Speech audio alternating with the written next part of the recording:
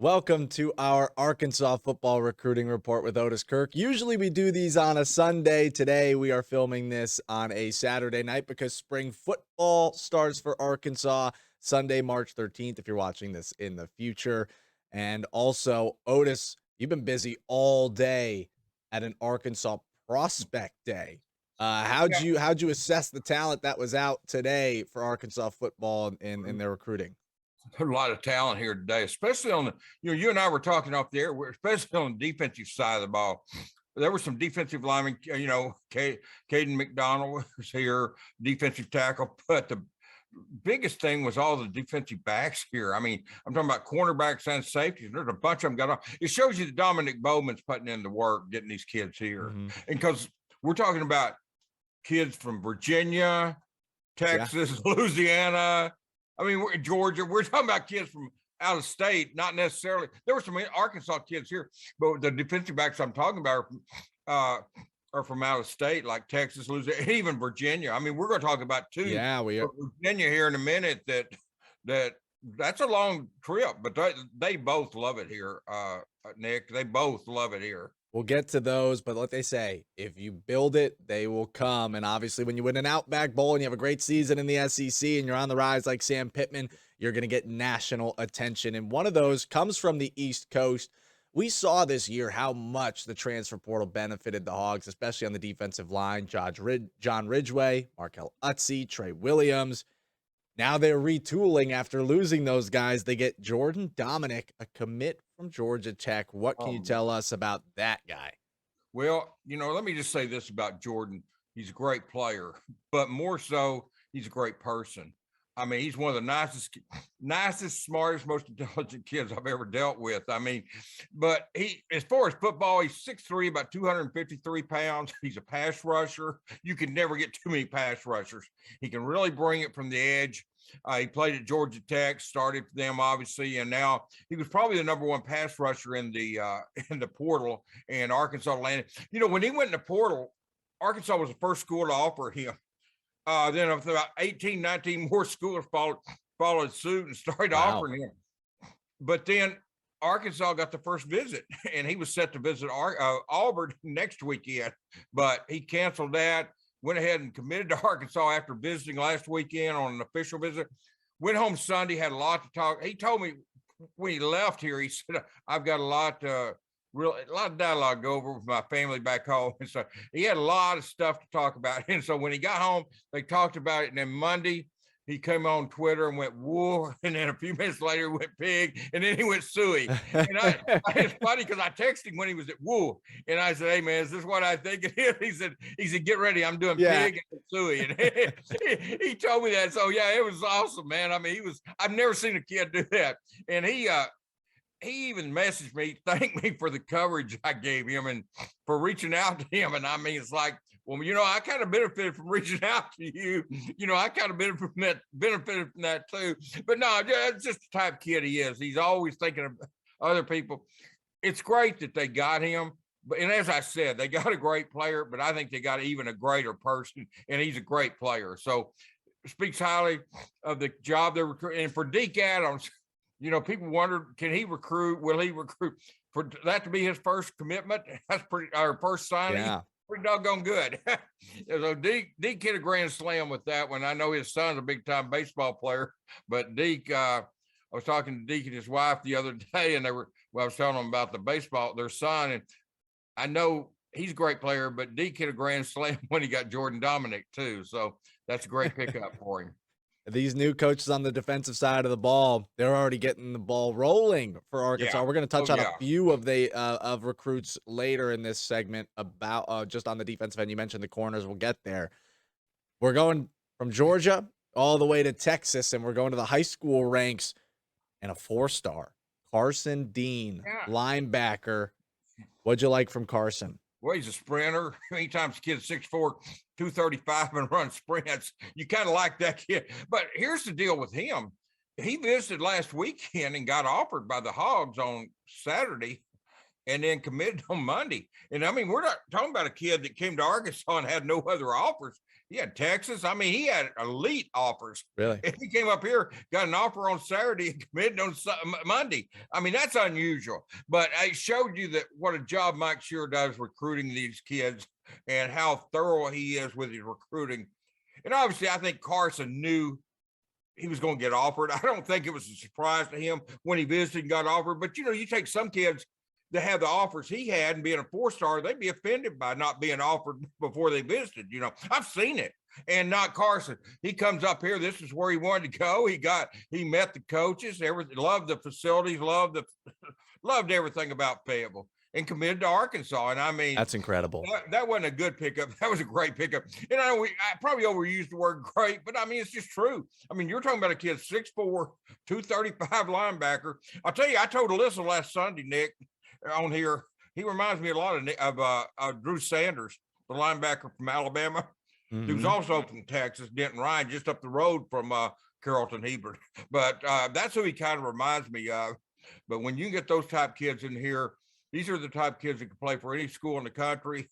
And when you get linebackers like that in here, and Jordan Crook last year, and Hanley and Manny Powell, you're starting to build it. And Michael Shearer's done a great job. He got a big raise. I had a story on that on Friday, I believe it was, or Thursday or Friday, on the raises, and he deserved that raise. I mean, well, they all do, but Mike's really done a good job. He came here, he's unproven, isn't a football coach. Young coach. Yeah, young coach, never been a full-time assistant.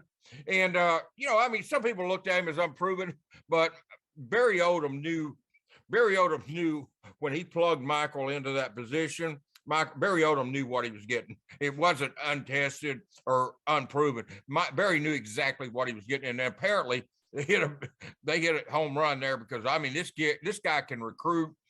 He works it hard. The kids can relate to him, and these 3 defensive backs we're getting ready to talk about. That's a thing that they've said about Domineck Bowman, the other new coach. We praised Deke Adams earlier, but Domineck Bowman is another guy like Shearer and that they can relate to. And these kids like that. These are guys that these kids come in here and they feel at home, and the staff comes across as very genuine. I mean, very genuine. I mean, they're not fakes. I mean, you have people tell you what you want to hear. The kids don't feel like the coaches here are doing that. They're telling them the way it's going to be, and even the and that's huge. I think that's huge. Yeah, they're not Brian Kelly over at LSU faking a Southern accent. Yeah, they'll give it to you straight up. They're not dancing. They're not doing something to make themselves look like a fool. So, yeah, right. They're not Brian Kelly, thank God. Yeah. Well, they always said, Sam Pittman said this multiple times throughout the season, if he can get recruits on campus, he knows he's got a strong chance to land these kids. Carson Dean, like you said, one weekend already committed, 4-star linebacker out of Texas. Let's beat that, man. Yeah. I mean, get them here, visit, commit. I mean, and we're talking, like I said, yeah, rinse, repeat. I love it. Options, Nick, a ton of options. That's what people gotta understand. A lot of times they think, well, they probably didn't have these kids have tons of, all these kids we're talking about. Yeah, you're right about that. I mean, I was looking at their offers. We're talking about. Yeah, let's get to some of these other handful of options they have with a lot of offers. And we'll start with a duo. And I know you're excited to talk about this duo out of Virginia. Zaire Rayner and Cameron Fleming, 2 defensive backs, both at the prospect day today. Yeah, and Rayner is a 2024 safety.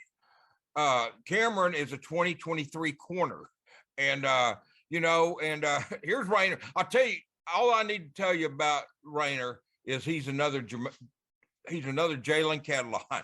That's his favorite college player. That's a good stamp. We're talking about a kid. He's 5'10", 175. But he's just in 11th grade, but he knows what Arkansas has done with Catalon back there, and that's what he loves about Arkansas. He loves the facilities. And, they said, oh, that's a long ways from Virginia to come down here, but they really like Domineck Bowman, made a huge impression. Bowman had offered these 2 kids at Marshall. Virginia Tech's offered them.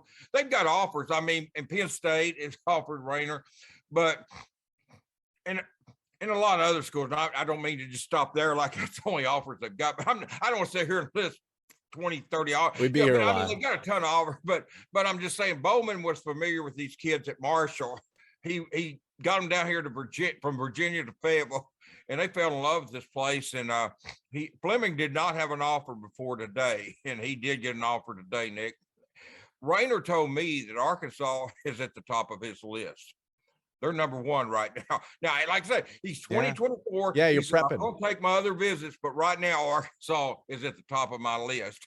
And he started out saying they're among my top schools, and at the end he was telling me they're my top school. But I've just like Carson Dean, just falling in love right at the start, right when you step off on the campus. They both talked about how, and not just Bowman, but Pittman and all of them. They talked about how honest, how family type atmosphere that they create here. The coaches said all of them, and they really like that, Nick. And that's going to help. That helps them in recruiting. It's already helped them in recruiting, and it's only going to continue to do so. This is the 5th prospect day that Arkansas has had. So these coaches are working every Saturday. They're working this recruiting beat, and it'd be easy to say, well, you're going to spend Saturday with their families since tomorrow starts spring football. But no, they're out here. Yeah, true. They're out here doing prospect days every Saturday in January when it was legal, the last 3 Saturdays, and the first 2 in March. February was a dead period. They've been doing them then. And I thank the NCAA for having dead periods. It shows, and it shows they're capitalizing on every single day if they're getting these kids to commit, or at least having them at the top of the list as a 2024 guy. That's huge. Leave here with a good taste in their mouth, good feeling about Arkansas. That's very important. And everybody I've talked to, and I talked to a bunch of kids today. I probably talked to 10 or 15 kids, and it was all positive. I mean, there was no negative. I've seen them come out of there when it was negatives in previous staffs, but there was no negatives among these kids today. And I talked to kids from Arkansas and Texas, Louisiana, Georgia, Virginia, Tennessee, everywhere. Now, this next guy coming from Texas, he checks every box we've been talking about. Great recruit. Check. We got a 4-star. Yeah. From Texas. Big football school. Check. You want to talk offers? This kid's got Arizona, Baylor, Cincinnati, Michigan State. You know the big football programs. Texas. He's got them. Deldrick Madison, Texas as well. Deldrick Madison, cornerback from Duncanville. Yeah. And you saw him today. Same school at St. Jordan Crook here. And there was about 4 or 5 kids here today from Duncanville, including the Dotson kid who has a 2024 defensive back with an offer. But Madison really wanted to see this place. He said Jordan had told him great things about Arkansas, but he wanted to see it for himself. And that's exactly what he did. He came up today, excuse me, and fell in love with the place. And, Arkansas, he said Arkansas is going to be one of them. He hasn't started narrowing it down yet like Rayner, but he said, when I do, Arkansas is going to be one of my top schools. And, he was impressed with the turnaround, the 9-4. This is the type of kid you get when you start turning your program around. And I promise you this, if Arkansas gets off to a hot start in 2022 this fall with Cincinnati, and South Carolina and stuff, if Arkansas starts off the season on a strong note, their recruiting is going to just continue to go through the ceiling. I think, last year people talked about, well, they only signed Jordan Crook from Texas. I think what you're seeing now, and I didn't expect Texas to be big last year. What happened is Arkansas beat Texas and Texas A&M.